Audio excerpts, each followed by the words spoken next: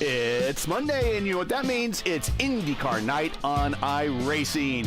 Hello again, everybody. I am Gary Gatto, and welcome to Race First coverage of Round 2 of Season 2, 22 Deuces Are Wild of the Monday night Indy Fixed Top Split, coming to you from the new scan of the bad version of Phoenix Raceway. Joining me for expert analysis of the booth again from the NHR Esports team in the Lionheart IndyCar Series is Stephen Larkamp. Hey, Stephen. Well, the track itself has been turned upside down, but the racing should remain the same. Describe what a lap is like at Phoenix. Well, you are right. We have switched around literally where the start-finish straight is on the circuit here at Phoenix Raceway since, frankly, the last time we've come to race here in IndyCar competition. But more than anything else, the track has remained the same mile oval that it has always been. And that means that it's a track that is very different on each end of the speedway. And it gives drivers a lot of chances to make some unexpected moves, and also really a way to test their ability to adapt to the different ends of the circuit. And it rewards patience as well for overtaking, but it also rewards a good health of aggression in order to get that pass done in the first place. Phoenix has always been a challenge. It's always been a fun challenge, even if it has been repaved. And even though we have some questions as to whether as to the sagacity of some of the moves they've made, it's still very much a Phoenix Raceway that we know and love in a lot of regards, and it puts on some good racing, good strategic racing, and I think we're in for a good show tonight. There you see the under qualifying right now, provisionally on the pole, Trey Shadid with a 189.477 miles per hour, getting kind of close to the 190 range here, where we actually have the track record. Speaking of that, there are 3 IndyCar track records to take note of here. There is a USAC IndyCar, the Champ Car track record, the CART track record, and the IndyCar track record. So the USAC track record, Danny Engaius, 145.513 miles per hour, set in 1978. So a very pedestrian speed as we get into these other higher forms of technology into the cars later in history. CART, Brian Herta, 181.952, set in 95. And the overall track record is held by 4-time Indy 500 winner Helio Castroneves of 194.905 miles per hour, set in 2017 during 2-lap qualifying. Very similar to what you saw if anybody watched qualifying for Texas, the IndyCar race at Texas this weekend. So stand by in the garage area. It's time to go racing. But with that, we'll look at tonight's starting lineup. But before we do, and before we get there, if you enjoy Race First coverage of the Monday Night Indy Fix and you respect the weekly stream, make sure to support us by smashing the like button below and subscribe so you don't miss out on the next race. We're also interactive, so shout out to your favorite driver or team in chat. Let everyone know who was at fault for that crash if you want to. I'll do that here in the live chat function here on YouTube. Now let's get into it at Phoenix, and we're still got about 2 minutes and 20 seconds here in qualifying. Pinero now at the top of the chart with a 190, so the 190 barrier has been cracked. Shadid looks like he came back with the 190 lap on his second lap. So the first 3 over the 190 barrier. Top 3 indeed have put in phenomenal lap times. Are the only ones lap time wise that have run 19.1s. Below them, Rodrigo Franzoni has got a bit of a gap down there. And that's one of the interesting things about Phoenix Raceway. It's very much a driver's track. Unlike the last time we were out here at Charlotte Motor Speedway, where the downforce does a lot more work. It leads the driver to more adjust the car slightly for the conditions they find themselves in terms of the guys in front of them. Phoenix Raceway, though, that is not the case. You have to drive this racetrack. Turns, well, we used to call them turns 3 and 4. Turns 1 and 2, I'm still not used to calling them that. They are going to be very wide, flat out. There's going to be some good chances at overtakes there. Lots of groups can be run there. And same can be said for what used to be 1 and 2. Now they're 3 and 4. And I still can't really wrap my head around the changes they made here with that.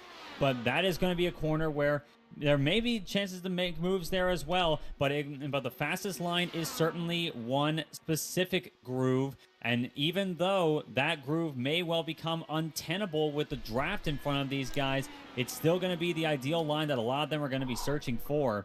So this place really brings out driving skill as much as it does racecraft, I would say. Yeah, that's not quite the low line. It's the fastest line around here. So you're going to see that here in defending when these guys are defending for the positions. It's going to be about a lane up. That's probably the faster line. We're about 30 seconds or so away from qualifying. Actually, qualifying is now ended, and we're getting ready to grid up. So that means it's time for the starting lineup. Let's bring up the graphic and get tonight's starting grid laid out for you guys. Go ahead. On the pole, Adriano Pinero once again with a phenomenal lap time himself in the number 1 machine, as we're coming to expect from him these days. Alongside him will be the number 18 of Hayato Matsuda. Row number 2 is the 5 machine of Trey Shadid. Very good qualifying for him. He usually is not really as prolific in terms of qualifying as we've seen. Alongside him, PDF himself, Pablo Diaz-Francis in the number 3. Rodrigo Franzoni kicks off row number 3 in the number 12, alongside the 14 of Nick Nabin, 5th and 6th. Our old friend of the show, Dakota DeMaig, in the number 9, rolls off 7th, alongside the number 2 of Bono House. The Dutch road racing ace has really taken to IndyCars. He starts off in another top 10 position. Row 5 will be Alexandre Ragon's number 7, alongside the 10 of Mark Murphy. Beto Sousa's number 19 machine starts 11th, alongside the 20 of Bruno Romanzini.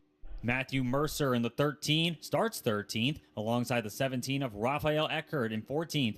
Alan Morea in the 16 machine starts 15th, alongside the 11 of Zach Spreitzer. AJ Musselman, a regular of the Lionheart IndyCar Series alongside Adriano Pinero, I'll point out. He starts 17th, a rough qualifying for him, alongside an equally rough qualifying run for the number 6 of Adriano Fraporti in 18th. And the final row of the grid, row 10, Victor Santos, who I saw crashed in qualifying on his second lap. He starts 19th, and shotgun on the field will be the 15 of Jim Wallen, the only driver to not post a qualifying time. As we know, and now we are rolling off and ready for 85 laps in the desert at Phoenix Raceway.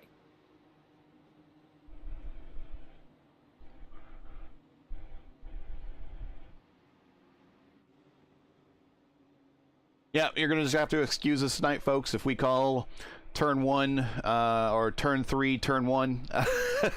Old habits die hard. Oh, Matsuda disappears. Oh, yes. Oh, now he's back. Oh, and PDF that almost. Matsuda. Yeah, PDF almost became a part of him. Hayato Matsuda with blinking there. The pace car is already peeled off. The pit road is still where it has always been at Phoenix Raceway. That is a longer lead up to the green flag. Matsuda's ping, I'm reading, is pretty high. He's moving up high and maybe to let them go on the start here. But Pinero gets his foot down. Green flag flies. We're underway at Phoenix, but this is going to lead to a chaotic situation. Oh, yeah, that's jammed up the whole outside line because that already lost a lot of positions. Yeah, that could be a penalty for some drivers. Yeah, that jammed up the whole outside line because they could not do anything. Matsuda already may have caused a lot of trouble for the guys behind him. There's no words on the radio yet about any complaints about it, but I wouldn't be surprised. Matsuda is signaling that he is coming on the pit road. He's come down now. So Matsuda has realized he's actually got a penalty, I should note. He has a black flag, I'm reading. He's coming down to serve it. So unfortunately, outside of the front row, Hayato Matsuda seems to be out of the running. The Japanese driver has got to be seething in the cockpit right now after that whole debacle. One of the worst times to have ping drops like that. But it's Adriano Pinero with a 2-second lead over Matsuda at the and actually I'm reading that wrong there. The way that iRacing has the graphic right now is actually rather strange to me. Actually, it was an error on my part. So Pinero leads over Trace Shadid, who's made a great start so far, running in second place. And Rodrigo Franzoni started 5th. He's already up to 3rd. And Dakota DeMeg, who started 7th, running 4th. So a couple of guys have used this to their advantage so far. Yeah, that whole outside line just had no place to go, and the inside line went. And frankly, when the green flag falls, if you pass on the inside line, that's where you get the penalties. It would have been the outside line that would have had the advantage, like if Pinero had a ping issue, but it just jammed up the whole outside line, and they had no place to go. Indeed, and it really hurt them there. I get what Matsuda was trying to do, but unfortunately, and a lot of the drivers realized it, that's not how it works in the iRacing service, where, as we've said, and we probably mentioned this before, but we kind of live in a NASCAR world racing Indy cars in terms of the rule set we have here for restarts. If you are on the outside lane on a start, you cannot pass on the inside before the green, and before you cross the start-finish line, you'll get a penalty otherwise, and a lot of these guys realized it quickly. They're able to get going, but unfortunately, they've lost a lot of ground to the leader. Adriano Pinero has opened up an 0.8 of a second lead over Shadid. This battle for second, though, between Shadid and Franzoni, looking to be pretty interesting. Yep, they're right on top of one another here, heading down what is used to be the front stretch, now the back stretch. This is turn 4. There's the start-finish line. I hate that we have to pretty much relearn a track that we've known for years upon years like this. It's not the first time this has happened. NASCAR has flipped Arlington. NASCAR basically flipped and then reconfigured Atlanta the first time. We're not talking about the race that you saw this weekend. That's like the third time Atlanta's been reconfigured. But after the second Atlanta reconfiguration, they flipped it and then turned it into a quad oval. But it's not the first time. But this one, it's I guess it's because it's so unique in its design that we're just so used to the narrow end being turns 1 and 2, the dog leg on the backstretch, turns 3 and 4 being the wider turn 3 and 4 being the wider turns, and the long front stretch being a front stretch. That's true. They say in some ways familiarity breeds contempt, but in this case, familiarity bred fondness with a track. But now we have to basically relearn it, even though in principle it is the same Phoenix Raceway we've known, just a little bit smoother now and maybe turned upside down. But still, though, we are still seeing classic Phoenix racing here. We have gotten ourselves into single file order so far, working lap number 12. Everyone seems to be getting themselves together, but this is going to be a race of patience, strategy, and really just waiting on the other guy around you to make errors, to make moves here. And one of the guys that we were expecting to see make moves, the number 2 machine of Bono House, started 8th. He's still running 8th behind Alexandre Regon's number 7. So even he, who has been quite spectacular over the last few runnings we've seen of him, he is going to have to wait this one out. He's going to have to deal with the aero push that everyone around here has to deal with. Well, with the possible exception of Adriano Bonero at the moment, because he is enjoying a lot of clean air in front of him. But these guys have got to work around each other, and they've got to find the grip where they can to gain every 1,000th of a second over the guys around them, and maybe even get enough of a run to make an overtaking move. Well, we are watching Bono House as he is bringing the house on Andre Regon down the front stretch as this battle is getting a little bit tighter. House looking to the high side in turns, well, 1 and 2, but 3 and 4 here, and made up a little ground. But this is your closest battle on the racetrack at the moment. This is a battle for 7th. Bono House using great work up there on the high line there. He's got a ton of momentum coming off the high line there. That's certainly something you can do here at Phoenix Raceway. You got to be very careful about it. Once again, working that high line in turns 3 and 4. Trying to get the run on Regon there. He looks like he will close up to the rear wing, but not quite enough to make it in 3 and 4. He'll run a bit of a higher groove there in 3 and 4. And once again, for Bono House, it's a game of find the clean air, that game we love to play in the Indy cars. But here you really have to play it to get as much grip as you possibly can, and try and get up to the rear wing and try to find out which group the guy's going to run. But Regon seems to be pretty dead set on that low line there, while House he's using the low line there, but I'm seeing a little bit of understeer once again in 3 and 4, and not quite the run that he got the last time. This is opening the door for Rafael Eckert a little bit to creep into the picture. Eckert closing up. He's already gained 5 positions so far. Started 14th up to 9th. Great start for the number 17 machine. And Eckert has been quite quick on a lot of the outings we've seen of him. Just seems to me that he's either come up short or he has had terrible luck as of late. I recall Las Vegas Motor Speedway last season, the incident before the race even started. He was involved in that one. So at least this time, where we had a bit of a debacle at the start, he was not involved in it, and he's been able to gain some spots from the matter.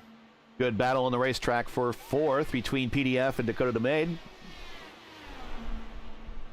PDF seems to be working that high line that Bono House has been running, but he's got the clean air this time. Dakota looking around the low line there, but of course Dakota's got his own considerations from him. He's going to have the aero wash of Rodrigo Franzoni in front of him to deal with.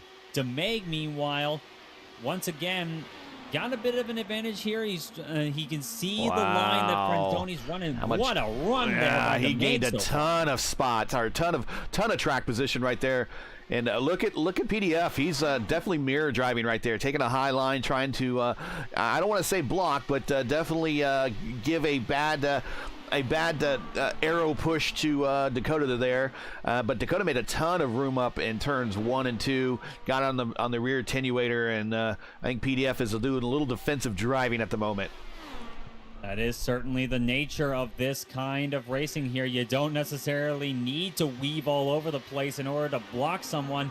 You just need to take the air away from them, and that's what Pablo Diaz-Francis is trying to do to Dakota DeMaig, all the while trying to keep pace with the 12 of Rodrigo Franzoni in front of him in P3. And the same is said for Franzoni behind Trey Shadid. But meanwhile, once more, Pinero has leapt away to a 1.2 second lead. But this battle here, we usually see at Phoenix Raceway, we see a couple of battles here and there, but the field tends to get spread out. We're not really seeing that with this little scrummage right here, we're seeing a bit of a battle closing up on each other as we're seeing guys running different grooves and trying to gain advantage over everyone else. This is leading to what I think can be a very good battle throughout much of this running before our pit stops. Yeah, we got definitely a couple distinct groups out here. This is the leader group, the top 5, separated by about 2.5 seconds. And then about another 2 seconds back in P6 is Nick Neben, who is pretty much by himself at the moment, followed by that battle between Ragon and Bono House, who we just saw. Bono House was trying to take a run on the outside there and wasn't going to quite make it. Once again, Bono House working that top line. It seems to be his favorite thus far, but right now it seems like Ragon has been able to use the draft to and the aero wash he's having here to basically scrub off Bono's tires a little bit. Bono's having to do the hard work here, and this is going to hurt his tires on later on in the going here, and this will likely lead to decisions when it comes to your pit stops. We're expecting about 60 laps thereabouts on the pit stop range, so we're definitely in the window now. We're starting lap number 30 with Adriano Pinero. The race has certainly gone by very quickly here, but Bono and the like, and Rafael Eckert, meanwhile, he is close right up onto the gearbox of Bono House. And now he starts to work that top line there, trying to get the run off the corner, duck down low, crossover move. Here comes Eckert. He's poked his nose into the inside there, and he will have a run on the low side. Wow. Bono House trying to get the cut back, but well done now. Well to done. Eckert. He made that look a lot easier than I thought it would be. I guarantee I thought that high side. I thought like. The high side with Bono was gonna be the way to defend there, and it looks like the high side is not the fastest line right now to defend. It might not be at this point. It may be for Bono House's case that he's been in the draft of Ragon for so long, and he's had to scrub off tires as well, especially in what used to be 3 and 4. I keep calling it 3 and 4, but it's 1 and 2 here now. But Bono has had to do the hard work for pretty much the entire 32-lap battle he's had with Ragon. So with Eckert basically got a pretty big jump on the start here and has had to run in a lot cleaner air than Bono has had to run for a lot of the tire stint there. It wouldn't surprise me if Eckert has better tires underneath him. Riding on board Dakota the Maid right here in P5. Give you an idea of what the track kind of looks like. Definitely a different view. This is turn 3 and 4. There used to be a big, here's where the start-finish line was. There used to be a big grandstand there. It's not there anymore. Used to be a crossover pathway between 3 and 4 as well. Of course, that's been removed for a while. They have a tunnel to the infield. The old fans of IndyCar will certainly know what the old Phoenix used to look like here, but it's certainly changed. The layout itself, of course, hasn't changed, as we kept saying. It's still, driving-wise, it's Phoenix that we've known, except it's a lot smoother now with the smooth surface. But I'll always subconsciously associate the straightaway that Dakota DeMeg is about to begin the run down here as the start-finish line, especially since they kept the pit lane there. And if you notice, there are not a set of cones in the dogleg. So the dogleg is open, but hey, gentlemen racers are going to be gentlemen racers. Not this NASCAR stuff where you see like 80 cars go down that piece of track there that really is not intended to be raced on, but they go ahead and do it anyways. And we got a battle right in front of them we're watching right now developing between Franzoni and PDF, but they are not using the dogleg at all. They are properly using the track as it should. Oh, we see I got a car bouncing off the wall right in front of the Maid there. Yeah, Pablo Diaz-Francis trying to find whatever grip he can there, but as we've said here, he'll want to avoid going down the apron there. It can definitely disrupt an IndyCar like this, and NASCAR equipment's a lot more forgiving when it comes to abrupt transitions like that. IndyCar, not so much. They're going to have to be very mindful of what they can reasonably get away with. They could possibly do it, but only if they suddenly decide to become a complete mad lad, and we're likely to see that towards the end of the race. As Franzoni and Pablo Diaz-Francis, they are having a great scrap right now. PDF working that high line there in 3 and 4, staying out of the direct arrow wake of Franzoni in the middle of the corner, trying to get the grip. He's got the run. He's got a run there, but not quite enough right now. He's trying to work that high line there. It'll give him momentum in the draft down the straightaway here. But once again, he's going to have to look for a chance to get into clean air more than anything else. And that's what he's doing here in 1 and 2. Or I guess I'll call it the artist formerly known as turns 3 and 4. Now, Bono House is now back to P9. Raphael Eckert got around him as well as Rigon. So now he's looking Mark Murphy underneath him. House is struggling at the moment. Indeed. Bono House definitely seems to have hurt his tires quite a bit in that battle with Rigon, as Mark Murphy does clear him in turns 1 and 2. And I'm actually hearing, I think I actually heard some contact somewhere. Someone may have got the wall ahead, but move Murphy up one more spot. Bono House seems to have certainly cooked his tires a good bit there. I would imagine if I was him, I would want to come onto pit road pretty quickly, especially since this race has seemed to be pretty clean so far. And coming in early, fresh tires, and getting a performance advantage early on, you're going to be in a pretty good position to gain positions just by jumping these guys on pit strategy. Yeah, I get a short fill and a set of freshies on there will be probably the best way to go right now. We're kind of we'll just take a look at the field from the camera perspective here. The leaders are in the actually our leader is within lap traffic right now, but most everyone is kind of evenly spread out. With racing not that close, that means the opportunities for caution are a lot less likely. It's still possible. There can be a single car incident, but with no cars in direct contact with each other, it does make a yellow less likely. We might just see a caution-free race. You might just have to jump in there and take a gamble, especially if you're losing positions. It could very well. We've just passed the halfway mark of this race, working lap number 47 of 85. And this is around the point, especially if you've been running in the draft for a while, I would probably consider, especially since it seems like you said that the field has certainly got spread out, I would be considering my options when it comes to pit stops here. Has my pace really deteriorated that much? Am I able to get to keep pace with the guy around me? Can I possibly make a move on them? If any of those answers are no, I'm certainly going to be thinking quite a lot of things about when I'm going to be making that dive onto pit road for fresh Firestone. But Pinero, meanwhile, I'd imagine he has not had that much of a consideration. Well, I'm sorry, I didn't mean to cut you up. They are queuing up behind House right now for P10.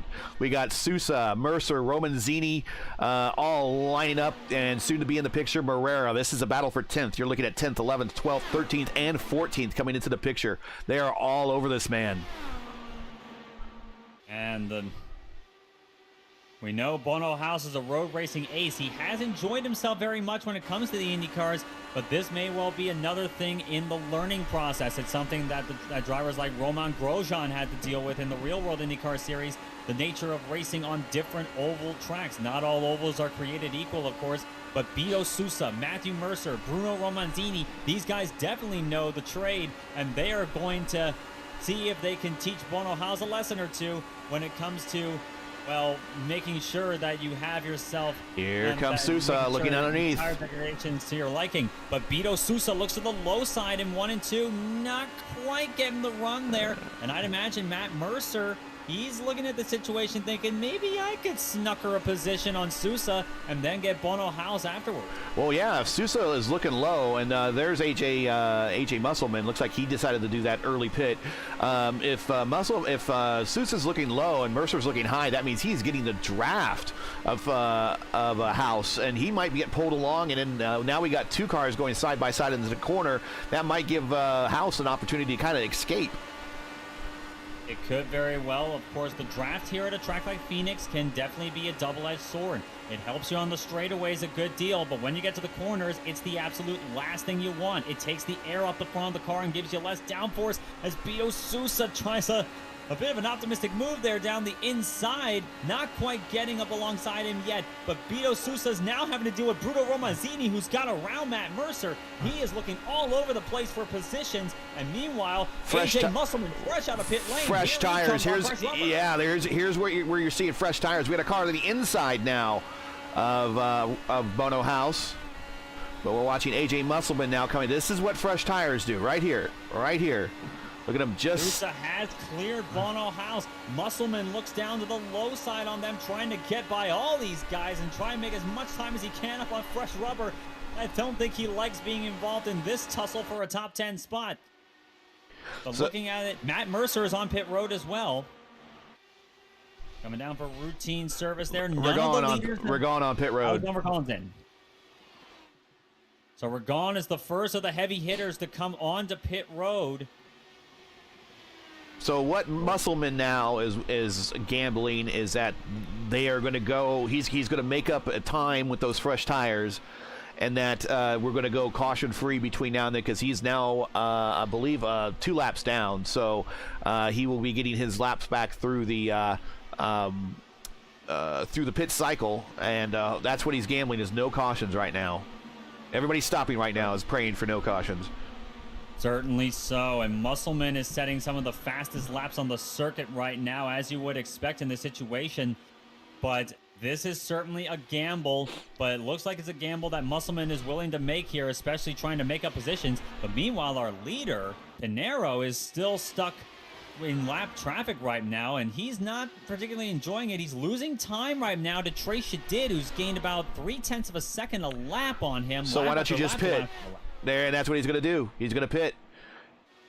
Shadid coming in, PDF coming in as well. Interesting how they decided to choose the pit in there. Nick Nieben PDF. Ooh, lock up for PDF, and same for Nieben. Rafael Eckert coming in as well. Yeah, Eckert came in a little hot. He slowed down just before that cone, but he made up a lot of room. A lot of cars now on pit road. Everybody trying to get to the safety of the pit boxes where you can't make contact with each other. They're trying for get as much track position as they can. Actually, check out that ghosting right through each other right now. This is how serious they're taking this race on the pit road. Everybody hits their marks. Pinero's in as well. He's down in the way. Everybody seems to have gotten away cleanly. Same words. Oh, no! PDF is around. He's taking out Nick Nieben with him. They crashed coming off a pit road.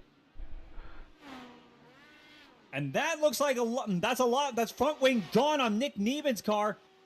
Damage on PDF. I'm not certain, but I'm sure he has it. Bono House, meanwhile, just comes zooming by all of them. I think looks to me like, yes, I think that yeah, he did get by them there. So move Bono House up another spot there. But utter disaster for Pablo Diaz-Francis and Nick Nieben, 2 guys in the top 5. Nieben comes onto pit road, but that has cost them any chance at a top 5, I would wager. All right, my gut is he was full throttle, probably first gear, and he hit the pit limiter button and lit up the rear tires. So let's hop on board as we got plenty of things going on, but we'll watch the replay. Let's hop on board PDF.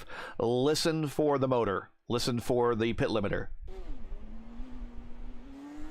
Yeah, it was just it wasn't that he spiked it, I don't think. It was just a lazy spin on cold tires there.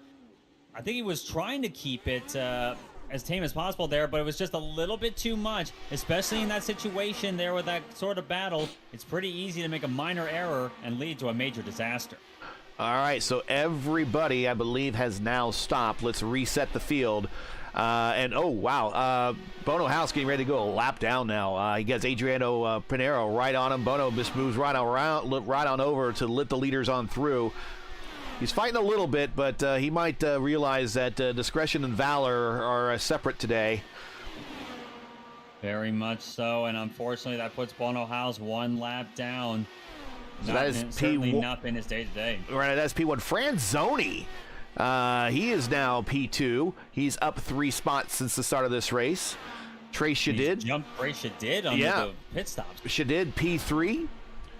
Rafael Eckert, who is in the middle of this big-time train with DeMay, Regan, Murphy. Eckert's up 10 spots. DeMay up 2. Regan up 3. Murphy up 3. This is all a battle for position right now. It's Regan looking to the inside of Mercer, getting that is a battle for 6th and 7th. And meanwhile, I actually believe that might be a lap car. But Dakota DeMague, meanwhile, has been harrying Rafael Eckert since these pit stops. And we're coming up to just about 15 laps to go. These guys, it may sound like a lot, but it's not a lot of time left here. The race has been pretty clean so far, but Dakota DeMague has got very little chance left of being able to get by him. He's got to make this count as they're working their way around lap traffic. That's Bruno Roma. Is that Romanzini? That is Victor Santos trying to get going a lap down. He's staying low. Santos sticking to the he pushed up a little bit, but he definitely made it a challenge, but he allowed the leaders on by.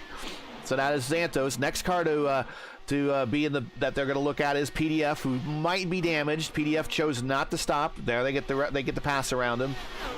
Would not shock me if Pablo Diaz-Francis is nursing a wounded race car right now.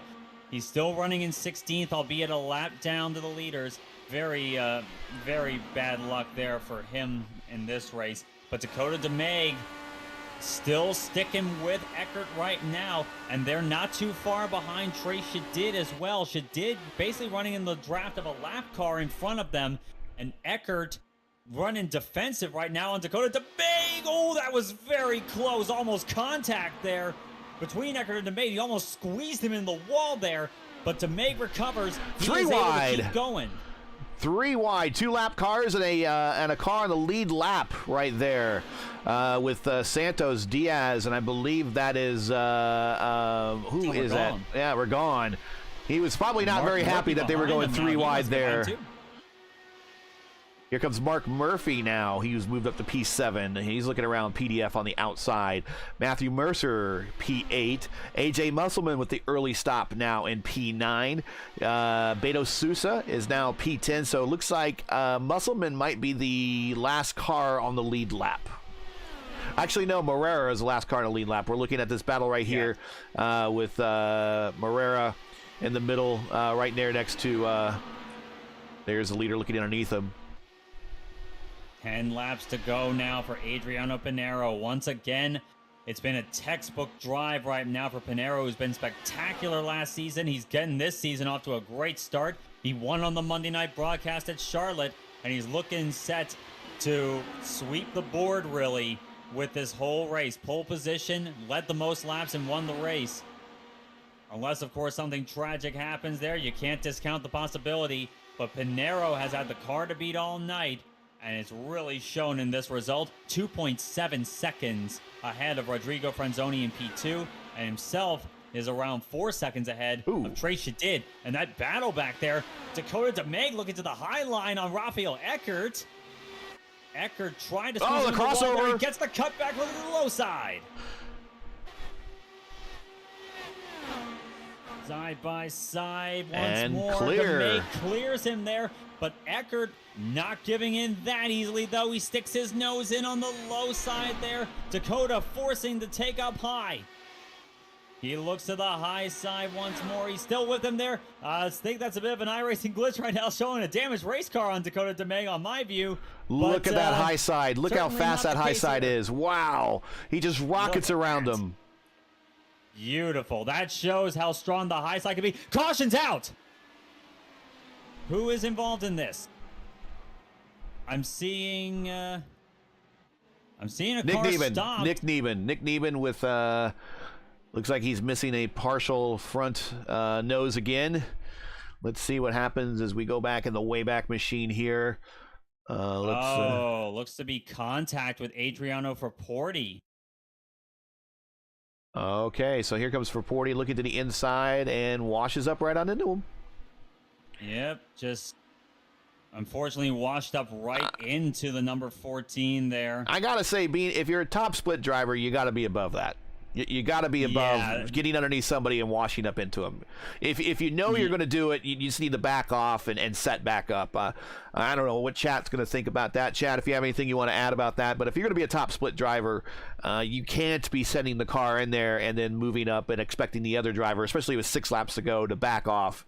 Not a good driver decision there, and poor Nick has just had a target on his back all race long, whether it be he ran with the leaders. He was in the top 10 for most of the race until that pit stop, and then after that pit stop it has been all downhill for him, as he's having a hard time trying to get to his stall right now, just trying not to tow, but it might be in his cards to tow. But that now sets up a sprint to the finish, as you now have the top 5 of Pinero, Franzoni, Shadid, DeMade, and Ragon, and anything goes here in the next handful of laps.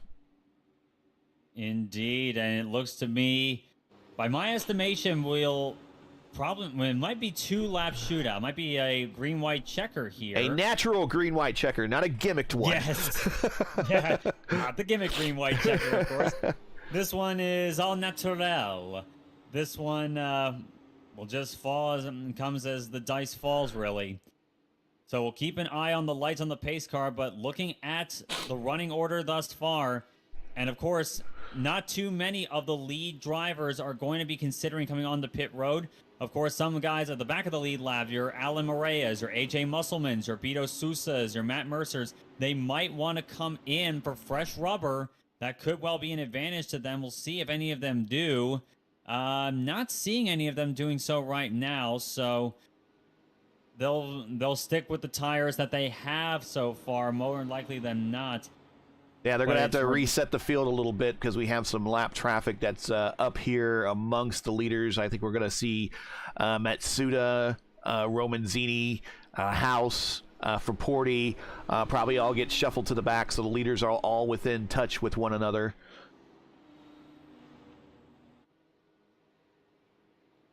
And in the case of a lot of the lead lap guys, it looks like they are sticking to it. And in this example here, one thing I'll point out is that within 20 laps to go of the finish, they will send the lap cars to the back if they are behind the leader. And that is basically all of them at this point, as Pinero has been picked up by the pace car. So they'll all be sent back. The top 10 are all going to be within striking distance of one another. Top 11, I should say, with Alexandre Ragon being scored on the lead lap, being the last car on the lead lap in 11th place. So they're all going to have a shot at this. They're not going to have lap cars giving them too much trouble, I would wager. So lights are out on the pace car. It'll be a 1-lap shootout. A green-white checker. Yeah. Green-white, one word, and then checkered. Yep. And the lights are out on the pace card. Pinero is in that very defensive position up high. And we're taking the high line because you can't pass down low before start finish. Pace car peels off. It's gonna be a long time it's gonna before be they get there. Yeah, they're really gonna make this slow. He's really gonna make this slow. It's tough also on this one. When can you actually go? It's basically whenever it's basically after the pace car peels off. It's fair game to the leader at this point, and with such a long way to get there, here we Pinero go. Can choose that as well. He hits it now. Oh, Pinero kind of smacks the wall a little bit in turn 4. I saw a couple puffs of smoke, but he is underway here. Pinero with a jump he wants, but Franzoni has stayed with him. 2 more corners to go. Dakota looking at the outside. Behind them, Shadid and DeMake side by side for 3rd place, but Pinero will come across the line to win at Phoenix in dominant fashion. And at the line on the last lap, it will be Trace Shadid in P3. Hectic moments on that last lap there, but Adriano Pinero still holds true, and he will win the day at Phoenix.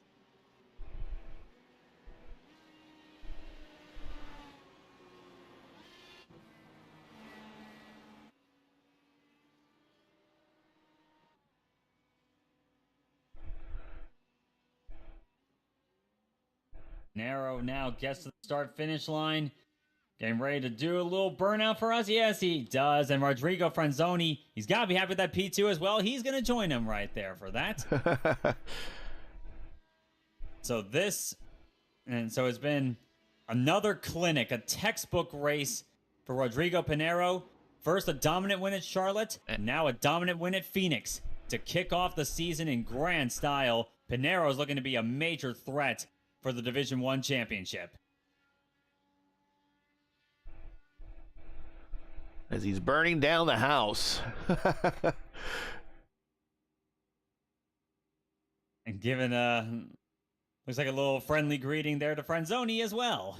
Let's take a look at the final results from tonight's race here at the not-so-great version of Phoenix.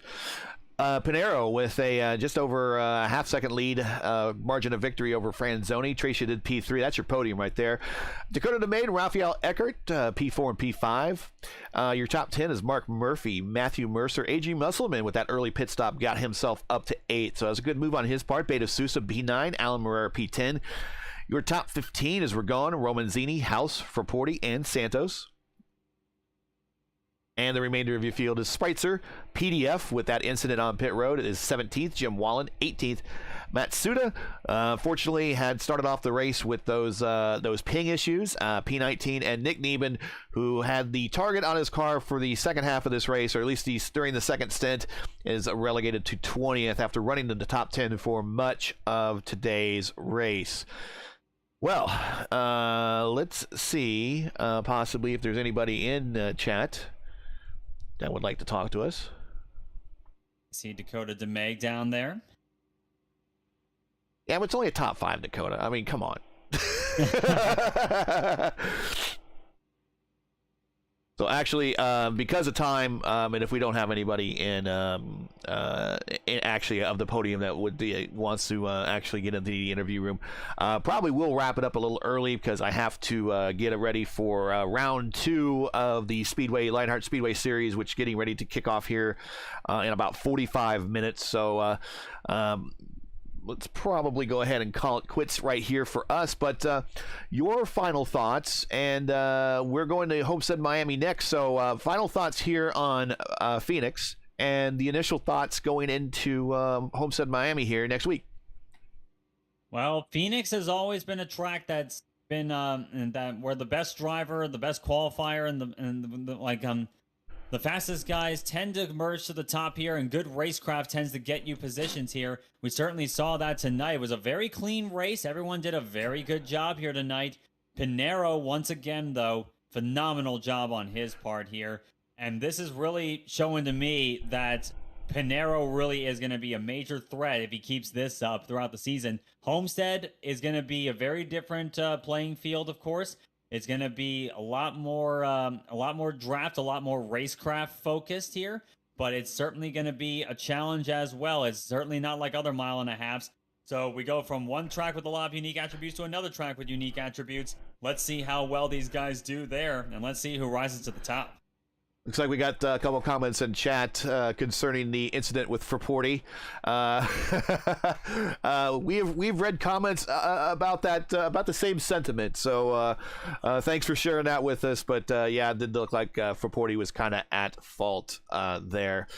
Well, that's it for tonight. I think let's get it on out of here, and we'll look forward to Homestead, Miami coming up here next week, which should, like you said, should be an interesting track. Paper clip shaped, but races anything but that. I think each end races kind of a little bit differently. So we will see that here next week here on the Monday night Indy Fix Top Split. So that's it for tonight. Once again, your podium from actually not from Charlotte, but from Phoenix, the not-so-great version of Phoenix, is Adriano Pinero, Rodrigo Franzoni, and Trey Shadid. Join Racers again next week for round 3 of the Monday night Indy Fix Top Split of Season 2 22. From the Homestead Miami Speedway. Coverage begins 8:15 Eastern Time. That's 8:15 Eastern on YouTube at youtube.com/racefers. Hey, we love bringing these races to you, but they are not easy, require time and money to produce. Because of your generosity and donations, we've been able to bring you commercial-free coverage of the last 2 Fix seasons. If you share our passion for the sport of IndyCar and have enjoyed our coverage of the Monday night Indy Fix Top Split, please take time to visit our GoFundMe page. The link is in the description, and donate to our Season 2 22 Monday night Indy Fix Top Split broadcast fund. Hey, we realize times are tough. Russia's not making it easy for any of us, so any contribution will be greatly appreciated. We thank you for watching and making us a part of your Monday evenings each and every week. Now, as you know, the YouTube algorithm game's not easy, so please help support Race First with the weekly grind. Leave a comment below and let us know what you thought of tonight's race, and if you enjoyed tonight's coverage, support us by smashing like on the video. If you're new, click subscribe, and while you're at it, hit the bell for weekly reminders so you don't miss out on more Race Versus iRacing programming. including our exclusive Tuesday coverage of the Midwest Kidney Warriors Formula Indy Series, and on NTT IndyCar Race Weeks this season. Join us, and that's the IndyCar Series Race Weeks this season. Join us the Friday before at 3 p.m. Eastern as we'll be bringing you the action from the IndyCar iRacing Series Top Split. Join myself and Turn 4 Racing's Nick Sudik and NHR Esports Isaac Morris. We'll be bringing you the action on Race First, all here on YouTube.com at youtube.com/RaceFirst. For business inquiries and to learn more about Race First and what we do, visit racefirst.com or follow us on Twitter. You can follow me, Gary Gotso, on Twitter at Gary Gotso. So for Stephen Larkamp, everyone at Race First, I'm Gary Gotso saying all good night. Thanks for watching, and to all of our men and women serving in the military and as first responders, Godspeed, God bless, and come home safe. Thanks again. Catch us next week at Homestead, Miami for the next race of the Monday night Indy Fixed Top Split. Good night.